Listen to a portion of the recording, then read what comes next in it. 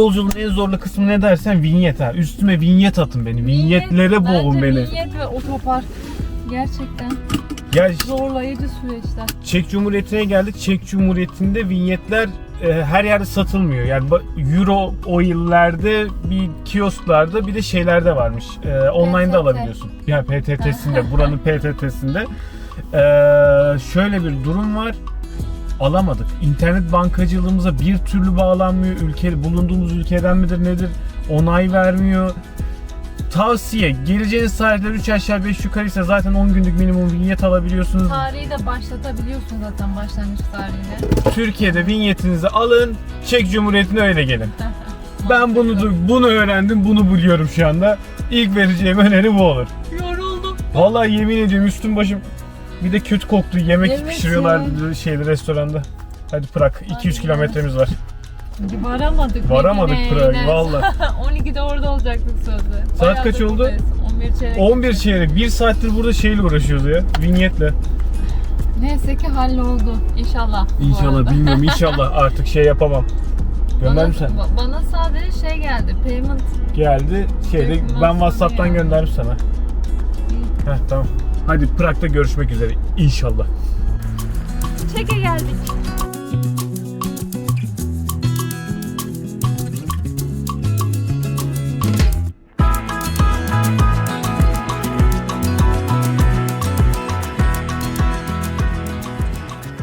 Prag'a geldik. Prag'a gelir gelmez otele gidip üzerimizi falan değiştirdik. Bir duş aldık, çıktık. Kaldığımız bölge bu kale bölgesine çok yakındı, yürüme mesafesinde. Hızlıca geldik. Kaleye girdikten sonra zaten burası geniş bir alan. Yürüyerek yine bütün ziyaret edilmesi gereken yerleri görebiliyorsunuz. Kaleye girdikten hemen sonra orada bir bazilika vardı. Adı neydi bazilikanın? St. George. Onu o tarafa geçeriz. Şimdi o tarafta Tamam, da St. söyleriz. George Bazilikası'yla giriş yapıyorsunuz. Sonra hemen zaten bunu görmek imkansız bir şey şöyle görünüyor. Görmemek. Aziz Vitus Katedrali var burada. Direkt yani içerisindeki en görkemli yapılardan bir tanesi. Gotik tarzda yapılmış yine. Çok ihtişamlı bir yapısı var. İçerisinde yine farklı bölgeleri var. Belli bir ücret karşılığında ziyaret edebiliyorsunuz. Sonra buradan devam ettiğimizde birkaç bölge daha var. Oraları da gittiğimiz zaman gösterelim. Hemen katedralin yan tarafında şurada da Kraliyet Balo Salonu var. İçerisine girişiyle ilgili grup girişi yapıyorlar. Yani tek tek bireysel olarak girmeye izin vermiyorlar. Burası da eski Kraliyet Sarayı bu Hemen arada. arka tarafında da Kraliyet Sarayı var. Şöyle. Bu arada burası hala aktif olarak kullanılıyor. Evet şeymiş. Hatta şu an çalışan birisi çıkıyor. Renkli Acaba çoraplı. renkli çoraplı. Burada da Kraliyet Balo Salonu var. Hala bazı şeyleri, ağırlamaları burada yapıyorlarmış. Evet. Orası da güzel bir yer. O zaman şimdi Altın Yola doğru devam edip oradan St. George ve Maria Teresa girişinin orada kale tarafını bitirelim. Tamam. O zaman hadi buradan mı? Buradan herhalde Bunun bence. içerisine giremiyor muyuz bu arada? Gel bir ona bakalım. Kapandı mı ya da?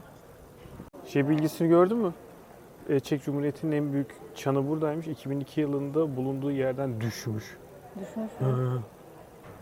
Ondan sonra alıp tekrar restore ederekten yerine koymuşlar. İnşallah kimseye bir şey olmadı. Vallahi bilmiyorum. Vitus Katedrali'nin ön tarafına geldiğimiz zaman burada 2 tane bina var. Birisi Maria Teresa'nın girişi diye geçiyor. Diğer tarafta Aziz George Bazilikası. Bunların şöyle bir durum var. Aziz George Bazilikası Prag'ın yapılmış en eski ikinci binası, en eski ikinci katedral yani ayakta kalmış. Yan tarafında da Maria Teresa giriş denen yer var. Bu kale tarafına kraliyet soylu kadınları kraliyete ait soylu kadınlar, yani daha doğrusu soylu kadınlar. Yani kraliyete aitse soyludur muhtemelen. Soyludur. Cümleyi toplayalım. Soylu kadınların girişi için yapılmış ayrı bir yol orası ve orası onların bulunduğu bir bina. Harem gibi mi? Tabii. 18. yüzyılda orayı Soylular Akademisi diye bir yere çeviriyorlar. Bu soylu gençler, soylu insanlar oraya gelip bazı bilgileri, dünyada neler oluyor onları öğrendikleri yer haline gelmiş. Bu arada şey de söylemedik de burası 1. Dünya Savaşı'nda bayağı bir zarar görmüş. Sonrasında yeniden hani yapılmış. Onu da dipnot olarak ekleyelim bütün şey olarak, kale olarak. Bu şeyde St. George Bazilikası'nın içinde bir dönem bütün tarihi şahsiyetlerin yani hani devlet büyüklerinin şeyden önce monarşi döneminde cenazeli naaşları buradan kutsanıp buradan kaldırılıyordu. Burasında bilgisi bu kadar. Şimdi Golden Road. Road'a doğru gidiyoruz. Evet, videolara klişe bir ara veriyoruz ve ufak bir hatırlatma yapmak istiyoruz. Biz bir Avrupa seyahatindeyiz. İstanbul'dan çıktık, şu an İsviçre'deyiz. Bunu da yani şöyle güzel bir manzarada klişe ara vermek istedik aslında. Videoları beğendiyseniz beğen butonuna basmayı, abone değilseniz abone olmayı Ve arkadaşlarınızla paylaşmayı unutmayın lütfen. Çünkü kanalın büyümesi için bu çok önemli. Kanal istatistiklerine baktığımız zaman videolarımızın %85'i abone olmayan kullanıcılar tarafından izleniyor. O yüzden bu destek bizim için çok önemli. Eğer ki bizim için bile değil şu güzel orman manzarasının hatırına bir abonenizi ve like'ınızı alırız. Bu seyahatte de farklı Avrupa ülkelerinde gezilerimiz var. Onların hepsi içinde işte farklı bilgilendirme videoları olacak. Hepsini siz de severek izlersiniz umarız. Biz gezerken çok eğlendik. Eğlenmeye de devam edeceğiz inşallah. Bu kadar. Bu kadar. Diğer videolardan da haberdar olmak için de zili açıp bildirimleri açarsanız bütün seyahatin videolarını kaçırmadan izlemiş olursunuz. O zaman hadi İsviçre devam etsin. Altın yola geldik. Burası saat 5'ten sonra ücretsiz oluyor. Tam böyle 5'e denk gelmiş. Herkes kapıda bekliyordu. Adam free dedi. Herkes bir anda girmeye başladı ama o sırada en önüne biz zaten gelmiştik, içeriye giriyorduk.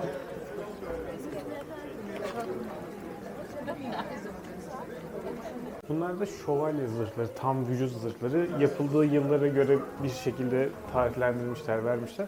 Bunlar normalde çok pahalı bir şey. Yani her askerde olan bir şey değil bunlar. Önemli askerler. Tabii yani. Çok ciddi pahalı, çok kullanması zor. Aslında hani bizim tarih filmlerinde gördüğümüz kadar basit ve herkeste olan bir şey değil. Daha basit olan versiyonu chain armor denen bu zincirden yapılan, onlar daha böyle ucuz askerlerin. Onlar daha ucuz askerlerin kıyafetleri. Acaba bunlar orijinal aslında sade bir şekilde mi yapılmış? Kişiye özel yapılan şeyler olduğu için insanların bedenlerine göre yapılıyor bunun tamamı. Ve çok acayip. Aslında bayağı şunlar zırhların bağlantı yerleri birbirleriyle bak dikkat ederseniz çok fazla şey var ya. Aslında inanılmaz esnekler yani o düşünüldüğü kadar kaba ürünler değiller. Bak gel bak. Chain armor'da şu zincirden yapılıyor, bütün vücudu kaplıyor. Hani kılıcın ilk darbesine dayanıklı, kesme darbesine dayanıklı ama şeye dayanıklı değil. Okla vurulmaya falan dayanıklı değil. Yani aradan. Evet. O yüzden şeyde Macarlar da buraya geldiği zaman, sonrası Türk akınlarında yaşadıkları zaman genel olarak Avrupa'nın bu okçulukta iyi oldukları için o chain armorlarda sürekli okla öldürülüyordu. Bak bunlar kalkan. Dikkat et ahşap. Tahmin edildiği gibi ya da filmlerde gösterildiği gibi çoğunlukla metalden olmuyorlar. Çünkü zaten hani metal kıt bir şey. Onu işlemesi zor bir şey. Bir de bu kadar büyük bir kalkanı metalden yaptığın zaman onu kaldırmak da güç gerektiren bir şey. Kaldıranı zor olur. Tabii. Franz Kafka'nın evi de sembolik olarak burada gösteriyor. Sembolik olarak dememin nedeni şu, aslında 4 tane falan ayrı bir evi olmuş burada. Genelde insanlar burayı görüyor ve biliyor. 22 numaralı bu Altın Yolda yer alan 22 numaralı ev. Ama şu an hani böyle bir müze vesaire gibi bir şey değil, içerisinde hediyelik eşyalar satılıyor. Hediyelik eşya dükkanı, müze bile değil yani. Yani o 4 evden bir tanesini seçmişler. Herkes buraya Hayır geliyor. bunun üst katı falan da yok ha. Küçücük. Eğer evi burasıysa gerçekten tek bir odası var. Evet. Vay be.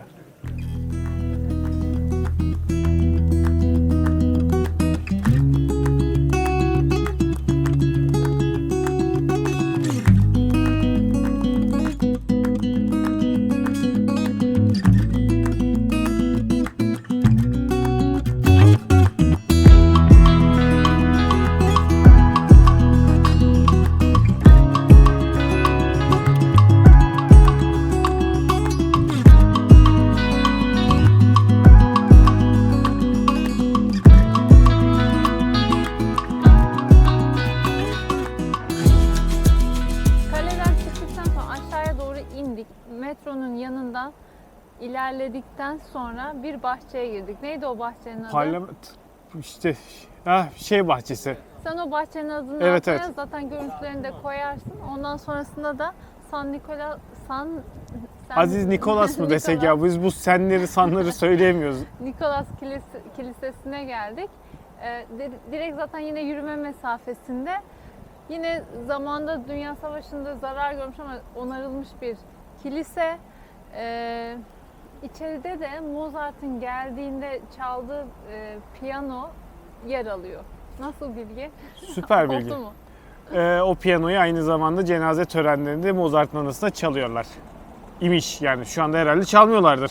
Bence çalıyorlardı. Hala Burada konserler falan da veriliyor ya. Çoğu kilisede veriliyor zaten ya. Burada da veriliyor.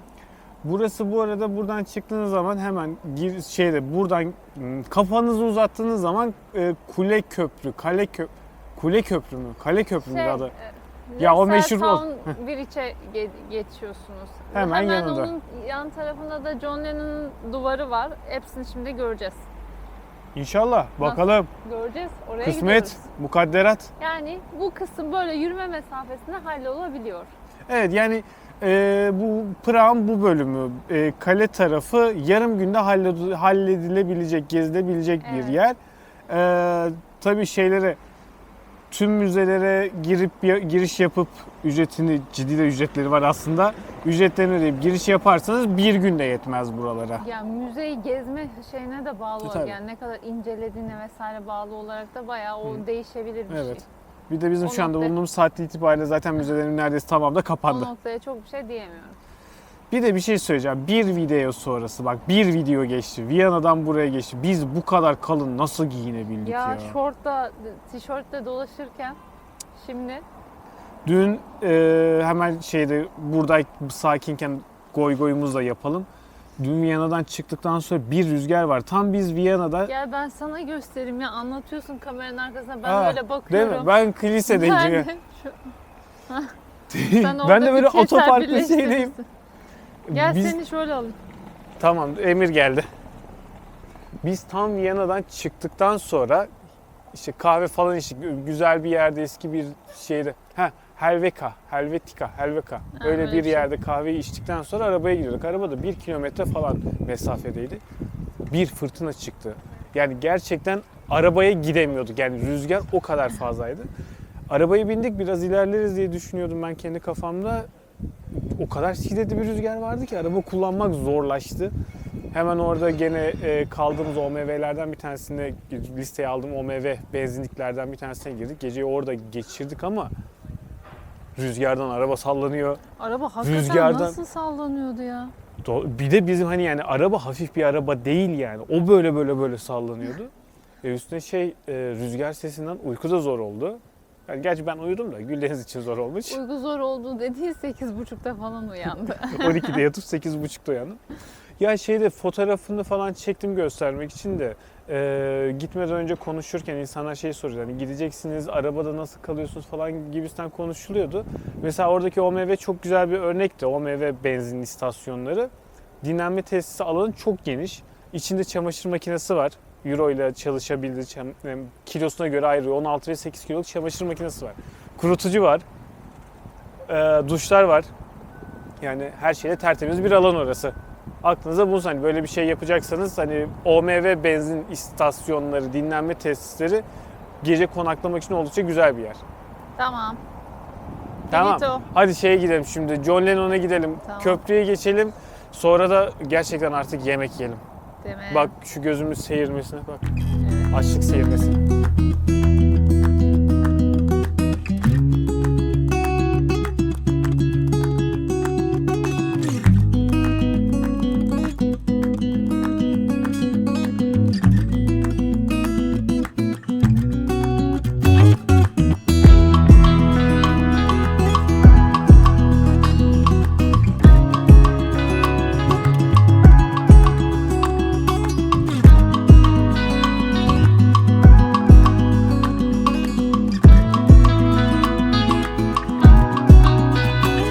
Şimdi Kal Köprüsü'ne geldik ve John Lennon duvarından ayrıldıktan sonra hemen bir 100 metre falan ilerisinde zaten hani iki şehri bağlayan en önemli köprülerden bir tanesi. Köprünün bir tarafında Leicester Town Bridge diye geçiyor. geçiyor. Kulesi var. Hı hı. Diğer tarafta da Eskişehir Kulesi oluyor. Bu yaklaşık 500 metrelik bir köprü ve şu an sadece yaya trafiğine açık. Diğer köprülerin aksine. Buradan da dümdüz devam ettiğiniz zaman bu yol kar zamanında işte kraliyetin yürüme yolu gibisinden yapıldığı için, yani daha doğrusu insanlar kralları buradan diğer taraftan Eskişehir'den Yenişehir'e bu rota üzerinden geçiyorlar. Ve bunun da en sonunda neydi? Powder Gate bulunuyor. Barut kapısı. Barut kapısı. Orada da insanlar krallarını falan selamlıyorlarmış, bir şeyler yapıyorlar. Yaşasın kralımız. Hep şekiller şükürlere yalakalık. Ben şöyle bir de manzarayı çekeyim mi? Evet. Şöyle bir şey. Şuradan başlıyorum. Böyle. Şu ablayı geçiyorum. Böyle bir manzara. Köprü de böyle gidiyor.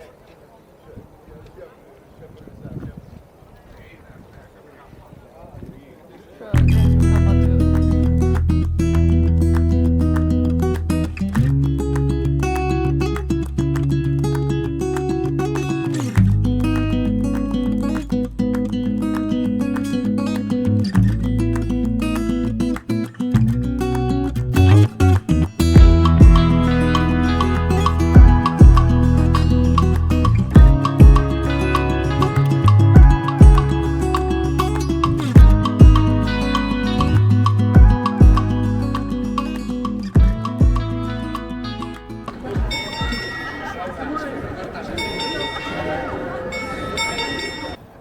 Prag'daki ikinci günümüzden herkese selamlar.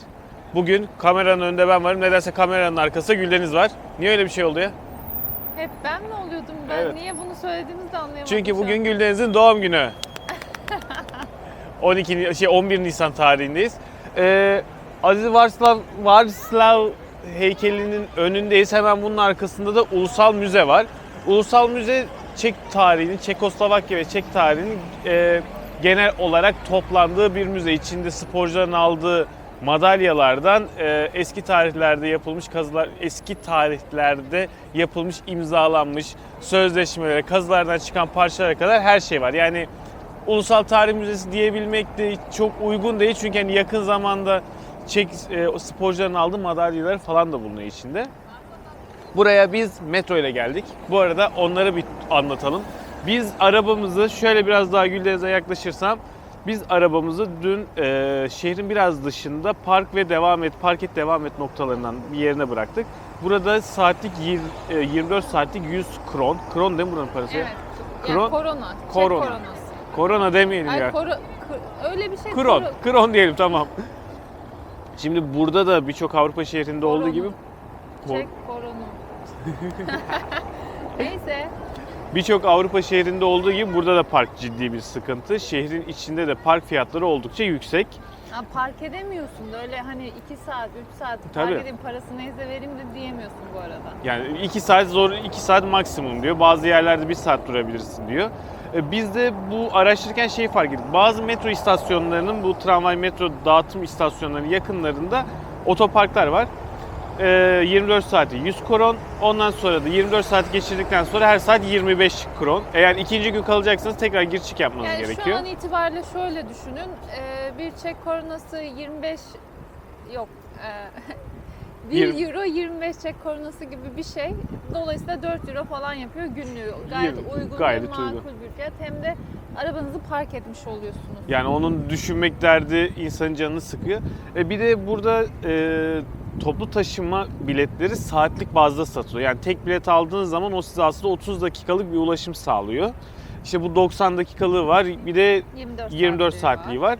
24 saatliğini de aldığınız zaman bu çekte zaten her yerde tramvay inanılmaz çok olduğu ve inanılmaz iyi bir tramvay ağı olduğu için tek bir biletle onu da 180'e 120'ye aldığınız zaman bütün Prag, abla yanımıza girdi. Bütün Prag'a çok rahat bir şekilde dolaşabiliyorsunuz. Yani böyle bir yöntem yapabilirsiniz. Şehrin dışında arabanızı bırakıp bir tane günlük bilet alıp bütün şehri tramvay metroyla dolaşabilirsiniz. Evet, şimdi güneş ağaçlar diye çok gösterememiştim. Şöyle bir göstermeye çalışacağım. Şurası o az önce senin bahsettiğin heykel. Burası da müze. Işıktan dolayı bayağı patlıyor olabilir. Burası da işte Vaclav mı? Varslav mı? Varsav. O meydan böyle boylu boyunca gidiyor. Bu kadar. Afiyet olsun. Teşekkür ederim. Gözümü açamıyorum. Fark ettim. Ama güneş çok güzel vuruyor yüzüne. Yolda giderken bir tane böyle kruvasancı bulduk. Bir restoran galiba ama biz kruvasan etiketine kanaraktan girdik. Böyle yumurtalı sandviç kruvasan yapmışlar, yumurtalı peynir falan. Lezzetliydi. Güzel. Öneririz. Lucerna pasajındayız ya da Lucerna, artık nasıl okunduğunu bilmiyorum. O pasajdayız. Burası böyle eski bir pasaj. Aynı zamanda balo salonu ve içeride sinema bulunuyor. Burada Aziz Vançelas, Kral Aziz Vançelas'ın ölü bir ata bindiğini sembolize eden böyle bir heykel bulunuyor. Bu heykelle ilgili şöyle bir şey var. Herkes altına gelince şey düşünüyorduk böyle, ben de onu düşünüyordum. Bu nasıl iple burada duruyor, düşmez mi bu heykel gibisinden diye düşünüyordum. Kendisi plastikten yapılmaymış zaten. Öyle bir riski yokmuş. Bir de zaten yani böyle tarihi bir şey de değilmiş. Yeni dönemde yakın zamanda yapılmış bir şeymiş bu. Burası çok güzel bir pasaj. Evet, eski güzel tarihi bir pasaj. Bizim Atlas Pasajı'nı falan andırıyor his olarak. Pasajın hani kendisinin içinde mağazaları vesairenin dışında çok da bir konusu olan bir pasaj değil aslında ama geldiğiniz zaman hani yolunuzun üzerinde zaten buralar birçok noktaya yakın bir yer olduğu için geçerken uğrayıp bir görmekte fayda var. Evet. Bu kadar. Burasıyla ilgili çok da anlatılacak bir şey yok. Hani güzel bir yer, vaktiniz varsa gelinecek bir yer olarak bence listeye koyun. Ama zaten dediğim gibi tekrar her şey çok yakın birbirine buradaki bölgede. O yüzden zamanınızı ayırırsınız 2 dakika. Dediğimiz gibi tramvay 24 saatlik bilet alırsanız bütün tarihi yerleri tramvayla dolaşabilirsiniz. Biz şu anda o pasajdan çıktıktan sonra hemen tramvay yoluna çıktık ve buradan devam ettiğimiz zaman Barut Kapısı'na doğru gidiyor bu yol. Ve bu tramvay gerçekten tarihi alanların neredeyse tamamının içine kadar giriyor. Yani benim önerim geldiğiniz zaman bir 24 saatlik bilet alıp kullanın, yani bunu atlamayın. Çok daha hızlı, çok daha konforlu, çok daha az yorularaktan bütün Prag'a dolaşabilirsiniz. Burası bir üniversite binasıymış Güldeniz. Üniversite Karlov Pedagojik Fakültesi, çocuk fakültesi gibi bir şey ama ne olduğunu bilmiyorum. Yani tam olarak neye anlam verdi anlamadım. Bina gibi ama Pirgi'deki o tarihi binalar var ya, işlenmiş binalar, duvar kazılmış binalar gibi ama tabii o direkt geometrik. Aynı şey olmasa da benzer Tabii. diyelim. O geometrikti, bu bayağı yapmışlar. Bunu da böyle binanın duvarını kazıyarak yapmışlar. Güzel bina. Güzel bina. Powdergate'e giderken buranın yanından geçiyorduk. Burası Yenişehir Kulesi olarak geçiyor. Yenişehir dediğime de bakmayın, 14. yüzyılda yapılmış bir yer. Hani o kadar yeni. Kime göre, neye görenin cevabı. Kendisi aslında bir belediye binası, eski belediye binası. Burası da eski belediye binasının, daha doğrusu şehrin girişinin gözetleme kulesi. Çok güzel bir Prag manzarası verdiğini söylüyorlar internetten ama biz giremedik. Neden giremedik? Çünkü sadece krona ile ödeme alıyorlar ve kredi kartı kabul etmiyorlar. Aklınızda bulunsun. Bu arada Çek'teki neredeyse bütün tarihi binaların ücreti standarttı. Yetişkin 190 kron. Fiyatını da buraya euro olarak yazarım. Şuralara bir yerlere euro olarak yazarım çünkü değişikliği daha az olacağını düşünüyorum. Burası böyle bir yer. Çek'te dolaşmak maalesef böyle bir konuma gidemiyorsunuz. Giderken başka bir şey, giderken başka bir şeyle karşılaşıyorsunuz. Buradan da şimdi Powdergate'e.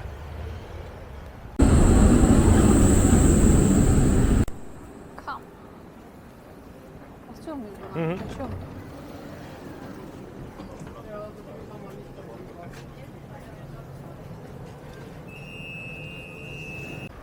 Sonunda. Budur herhalde. Ha? Artık yani uzun uğraşlar sonunda bütün buraya geleceğiz diye bütün Prag'ı dolaştık. En sonunda buraya gelebildik.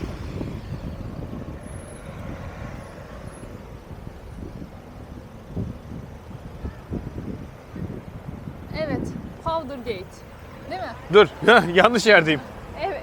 Evet, Powdergate. Powdergate. Barut Kulesi. Bir de Burada barut depoluyorlarmış zamanında. Barut da depoluyorlarmış. Ada oradan geliyor. Şu an o kadar Mükemmel bilgi. Bak her yerde bulamazsın. bir güvenemedim de bu kadar detaylı bilgiyi herkes veremez. Çok özel, spesifik. Yani bilmiyorum yani bu bilgi anca olsa bir İlber Hoca'da falan vardır yani. Onlarca Tamam. çok zor düşünemiyorum. Hadi goy goyunu başka zamana sakla. Tamam. Burası nedir anlat bize Güldeniz Hanım. Bu kadar. Tamam sen anlat. Ben biraz fotoğraf çekeyim. Gel, Kişi ve alan değişikliğinden sonra kule ile ilgili Güldeniz'in verdiği efsane bilgilerin sonrasına... Loomis geldi. Bak Loomis para toplama aracı ya bu. Ya meslek hastalığı. Güldeniz'in verdiği az önceki süper detaylı bilgilerden sonra benim de neredeyse birkaç tane onun kadar olmasa da detaylı bilgim olacak. Barut Laf Kulesi'ndeyiz. sokma seansından sonra Bitti. evet. Barut Kulesi'ndeyiz. Eskişehir'le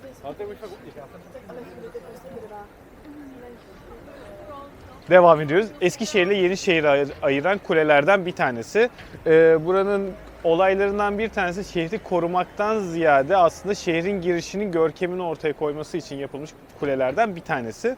Bunun gibi bu arada şehirde 13 tane kule var, kapı var. Evet yani hepsi aynı. Zaten hepsinin yapılış amacı Yenişehir ile Eskişehir'i birbirlerinden ayırmak. Hepsi benzer yapılarda, benzer detaylarda, benzer özelliklerde ama buranın özelliklerinden bir tanesi, burayı bu kadar meşhur yapanlardan bir tanesi. Birincisi burası aynı zamanda bir kapı.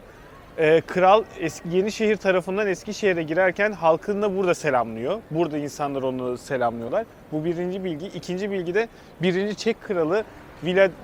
Ya ben söyleyemem onun ismini işte biliyorsunuz o her yerde gördüğümüz...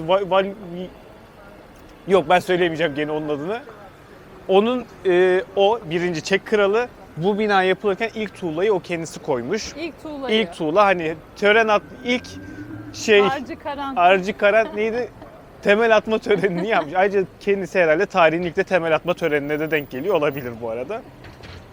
Bu diğer kapılardan farklı olarak diğer kapılardan bir önceki yüzyılda yapımına başlamış bir kapı. Aynı zamanda bu kapı Güldeniz'in de dediği gibi kule daha doğrusu barut dönemine geçtikten barut depolamak için ve kralın korumalarının şehri gözetlediği kapılardan bir tanesi oluyor. Hemen Şimdi ben de tamam herhalde bu kadar. bu kadar tamam. Söyle. Bütün bu kaç tane dedin? 13 tane tane var bunlardan. İşte bak 13 tane bunlar. Çoğu yapı zaten eski ve korunmuş halde yapıların hepsi. Bunları total olarak baktığında Prag 1, Prag 2 bölgeleri falan seni böyle yürüdüğün zaman inanılmaz bir şekilde orta çağda geziyormuşsun Tabii. hissi uyandırıyor. Benim de söyleyeceklerim bu kadar. Ya, Ben de bu hissiyatı uyandı yani. bu kule bu arada Prag Savaşı'nda hasar almış ama aynı taşlardan yeniden yapılabilmiş. Yeniden hasar alınan yerler tamir edilebilmiş. Öyle bir güzelliği var bu kulenin. Hemen yanında da Opera binası var. O da böyle. O da yani bütün Avrupa'da şu anda gezilerimiz tamamı boyunca gördüğümüz opera bale binaları gibi inanılmaz yani sanat bir bina. Bakalım ama içine girilebiliyor mu acaba? Bakalım giriyorsak çekebiliriz, girmiyorsak devam ederiz. Bir sonraki durağında görüşmek üzere. Güldeniz sağda solda beni arıyor şu anda. Şu an içinden diyor nerede ki bu diyor. Acaba mikrofonun çalışıyor mu? Neredesin? Burayı çektikten sonra sen içeri girdin diye içeri girdim. İçeriye baktım. Nereye içeriye? Ben girmedim ki içeriye. Ben sen içeri giriyorsun zannettim. Girdin mi? Girdim. Güzel mi? Yani hala birinci sıradaki Tamam ben de bir bakayım. Macaristan'daki yani Hep böyle tarihi yerlerde böyle uzun vesaire yürümeli yerlerde diyorlar ya gitmeye değer mi diye. Bunu yapmıyorum. bu o kadar bir ya buraya geldiği için burası gitmeye değer. Çünkü yan tarafına geliyorsun her türlü. Çok büyük emek harcadım. Çok fazla. Niye öyle söylüyorsun? Saat resim çekiyor.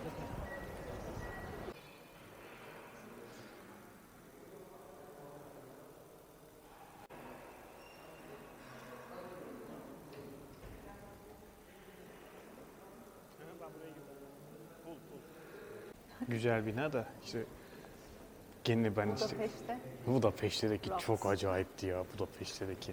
İnanılmaz güzeldi. Budapeşte'dekinden sonra bunların hepsi böyle geliyor. Toki binası gibi geliyor. Ha bunlar bu arada biz böyle diyoruz da Çok güzel de yani aman falan filan diyoruz ama Budapeşte'den sonra aman yoksa direkt buraya geldiğiniz zaman aşık olabileceğiniz bir bina. Şöyle bir bakalım istedim. Tamam şuradan meydana bakalım.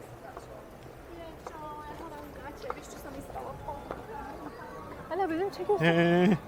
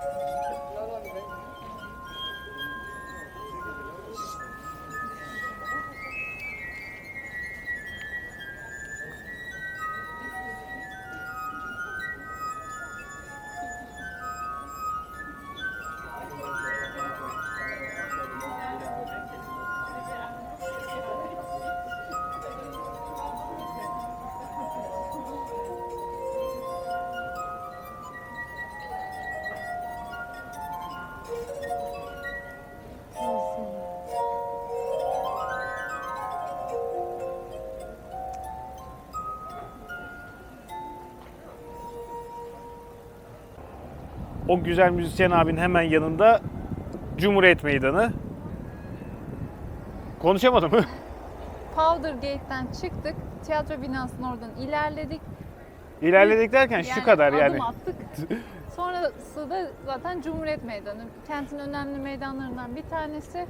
Buradan sonra da başka bir yere. Şimdi buraya Cumhuriyet Meydanı deniliyor ama Yeni kent olarak aynı da zamanda geçiyor. Yeni Kent Meydanı. Yani buradan itibaren kısmı bu şeyin eski zamanda yeni bölge denilen yer bu taraf.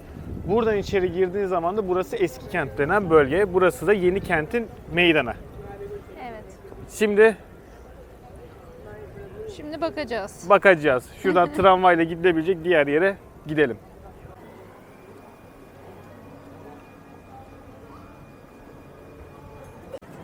Eski meydana gelince ark sağ tarafında böyle meydan burası böyle buralar hep meydan. Eski kent meydanı burası oluyor. Yeni kent meydanında yürüyerek zaten 1-2 dakikalık mesafe. Burada sağ tarafa geldiğiniz zaman astronomik saat kulesi var. Zaten şu an önündeki kalabalığından anlaşılacağı üzere her saat başı bir selamlama geçidi yapılıyor. Ama bence Viyana'daki daha güzeldi. Burası biraz böyle kaldı ama gene de tabii ki şey değil yani. Görülmesi gereken yerlerden Yok canım bir hani yani tanesi. biz şimdi bu size yorumları yaparken Budapeşte, Viyana ve Prag üçlemesi yaptığımız için onlara kıyasla söylüyoruz bu arada hani. Karşılaştırma içinde. Tabii yani sakın hani burası ya o kadar da bir yer değilmiş gibi düşünmeyin. Burası çok güzel bir yer. Sadece hani Viyana'dan sonra ya da Budapeşte'den sonra böyle yapıyoruz biz. Şımarıklık bizimkisi. Neyse astronomik saat kulesi ve yan tarafta da Tin Kilisesi var diğer tam karşısında da. Tin diye mi okunuyor? Aradan geçip görebiliyoruz orayı da. 90 metrelik bir kule yüksekliği varmış. Yerden yüksekliğiyle güzel bir ortaçağ kilisesi. Gene 190 kronaya girebiliyorsunuz içine. Ama şöyle bir şikayette bulunacağım. Şu ön tarafındaki yapı yeni mi eski mi bilmiyorum ama bence yeni bir yapı şu ön tarafındaki cephedeki bina şurası. Yani yeni derken de 100 yıllık falandır max en yeni saysan bile diye düşünüyorum. O Tin Kilisesi'nin görüntüsünü kapatıyor ve hani yapıyorsun böyle eğer o taraftan girdiyse ya kilise nerede ben mi ters yönden girdim gibisinden yapıyor. Yani önüne de böyle bina yapmamışlardır herhalde. Eskidir muhtemelen. Yani bilmiyorum. Çok sonradan ekleme gibidir. Belki yapılmıştır. Yani olabilir tabii. Hani sadece ben hani görsel olarak baktığım zaman sonradan eklenmiş gibi görüyorum. Ama tabii ki en mutlu olduğum şeylerden bir tanesi burası bir meydan ve etrafta bir sürü oturulacak yer var. Bu arada aklınıza bulunsun tabii tercih sizin ama bu meydan haliyle en turistik yer olduğu için buradaki yeme içme yerlerinin fiyatı turist fiyatı. Yani öyle söyleyeyim. Ama tabii güzel bir havada burada oturup bir kahve içip etrafı izleyip kamerayı düşürdü. Neyse. O etrafı izlemek çok keyifli olabilir. Devam. Şimdi mi? Dar sokak. Evet oraya gideceğiz. Şu kiliseyi bir önden de görelim. Tamamdır. Tamam. Şu sokağa girince şey aklıma hissettirdi bana böyle. Barcelona Barigotik bölgesinde dolaştığın zaman böyle kiliselerin hemen yan tarafında böyle dar sokaklardan yürüyorsun orada. Barcelona videosunu izlemeyenler kaçırdı. İzleyenler görüyor, biliyor. Yoklama yap. Tabii yoklama. Tam olarak his olarak aynı şey. Burası hani böyle şu alan Barigotik bölgesi gibi hissettiriyor açıkçası. Tabii sen gelmedin. Gelsen sen de hissederdin. Hissedemedim. Ya. O zaman buradan sonra ben Barcelona'ya gidersem burayı hissettiriyor diyeceğim. Tabii o zaman da şey diyeceksin. Aa burası eski kent meydanı Tin Kilisesi'nin olduğu yer gibi hissettiriyor Evet. diyeceksin. Buranın en dar sokağına geldik. Burada bir trafik lambası var. Aynı anda iki kişi yan yana zaten geçemiyor. Kırmızı yanına burada bekliyorsunuz. Karşı taraftan insanlar geliyor. Yeşil yanına siz geçmeye başlayabiliyorsunuz. Burası itibariyle de Prag turumuzu bitirmiş oluyoruz galiba. Evet. O zaman yavaş yavaş burada da hazır videoyu bitirelim. Evet Prag'ı bitirdik. Bakın düşündüm. Evet Prag'ı bitiriyoruz şu anda. Buradan sonraki planımız bir aksilik olmazsa Gladbach'ların şehri München'de olacağız gibi gözüküyor. Bavyera'nın başkenti. Almanya'nın incisi, benim favori Alman şehrim olan Münih'te. Övücü çıktı karşımıza. 8 sene Almanlarla çalıştım. Biraz Almanları öveyim ya. Artık Amerikanlarla birlikte. Ekmek kapımda. Yok Onu Amerikan. övmedin mi? Övemedim olmadı. Tamam. O zaman şimdi biz buradan Evimize geçiyoruz. yaşayalım ya. Hadi. Buradan geçiyoruz ve videoyu kapatıyoruz. Bir aksilik olmazsa ya da bir enteresan bir şey olmazsa Münih'te görüşmek üzere. İnşallah olmaz. İnşallah. Çünkü bu saatten sonra enteresan olacak olan şey arabamızın başına falan bir şey gelmesi. Sus ne çağırıyor pislik.